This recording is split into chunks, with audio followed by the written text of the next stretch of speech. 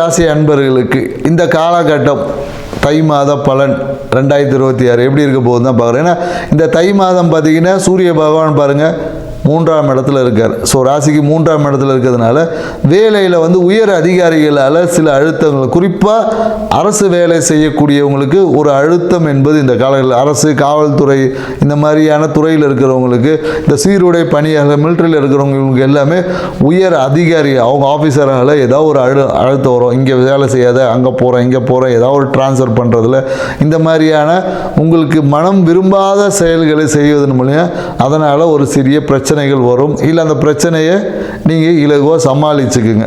So இந்த விஷயங்கள் கண்டிப்பாக ஏற்படும். அதே போல் எனக்கு வாழ்க்கை துணை சார்ந்த விஷயம் ஒரு கசப்பான அணுகுமுறை மாதிரி ஒரு நல்ல ஒரு அன்பு அதிகமாகும். அதே போல் எனக்கு வாழ்க்கை துணையுடன் ஒரு பயணங்கள் என்பது இருக்கும். நீண்ட தூர பயணங்கள் நிறைய பேருக்கு ஏற்படுவதற்கான சாத்தியக்கூறுகள் இருக்குது. ஸோ மேலும் என்னென்னாக்கா இவங்க ஏன்னா இந்த விருச்சிக ராசிக்காரங்க எப்போதும் பார்த்தீங்கன்னா ஏதாவது ஒரு டாக்குமெண்ட்டை தொலைச்சதே உங்களுக்கு தேடுறதே ஒரு வேலையாக இருக்கும். ஸோ அதே போல் என்னென்னாக்கா நீங்கள் தொலைக்கக்கூடிய ஏதோ ஒரு டாக்குமெண்ட், அது ஆஃபீஸ் விஷயமா இருந்தாலும் சரி, இல்லை வீடு விஷயமா இருந்தாலும் சரி, உங்கள் வீட்டில் தான் இருக்குது. ஸோ அதனால் வீட்டிலேயே ஒரு டாக்குமெண்ட்டை வச்சுட்டு எங்கேயோ வெளியே தொலைச்சுன்னு தேடிட்டு இருப்பீங்க. உங்கள் வீட்டிலேயே தேடி பாருங்கள், அந்த டாக்குமெண்ட் கண்டிப்பாக கிடைக்கும். மேலும் என்னென்னாக்கா மனசில் எப்போதும் என்னென்னாக்கா வீட்டை மாற்றணும், அதை மாற்றணும், அந்த பழைய விஷயங்கள் தான்.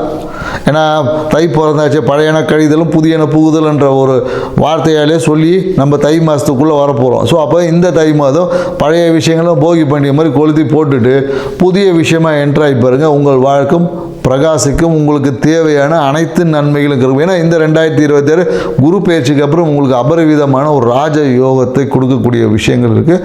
மேலும் இந்த தை மாதம் நீங்கள் எல்லாரும் நீங்கள் விருச்சிகராசிக்காரங்க ஒரு பேங்க் அக்கௌண்ட் ஓப்பன் பண்ணலாம். இல்லை தங்க சேமிப்பு திட்டம் இருக்கும் இல்லையா, மாதம் மாதம் தங்க நகை போட்டு அந்த திட்டத்தில் நம்பிக்கைக்குரிய நகருடன் இல்லை நம்பிக்கைக்குரிய நிறுவனத்தில் போட்டு தங்கத்தின் மீது முதலீடு செய்யுங்க.